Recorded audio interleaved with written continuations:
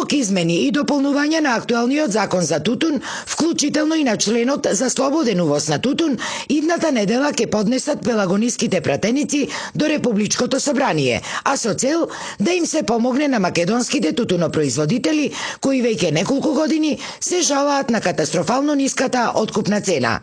Ова е произлезената иницијатива од денешниот прв координативен состанок на градоначалниците и пратениците од Пелагонискиот регион, а на идеја на прилепскиот градоначалник Борче Јовчевски. Дојдовме до еден предлог да се обратиме до собранието каде што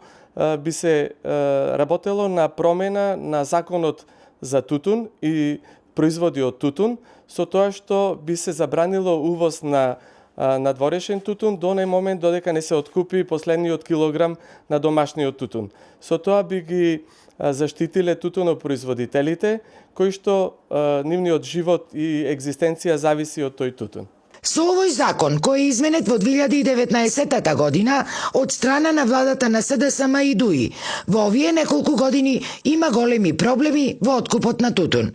Пред се, тука мислиме на забраната на увозот на тутун од страна, склучување на договори со сите комитенти и оние кои во изминатите години поднесе жалби, да нема реваншизам кон тутунарите и да се зголеми контролата врз откупувачите од страна на државата, бидејќи се врши очигледен грабеж на тутунарите, рече прилепскиот пратеник од ВМРО ДПМН Петар Ристески. Според него, овие предлог измени до собранието ќе биле доставени веќе наредната недела, што всушност ќе значи и трето нивно поднесување, откако во февруари и мај минатата година пратениците од СДСМ одбија да ги изгласаат. Не е проблем со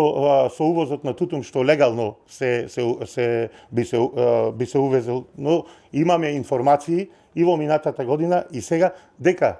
се дозволува огромен шверц на тутун од соседна Бугарија и соседна Албанија. Се носи тутун по многу ефтина цена, 60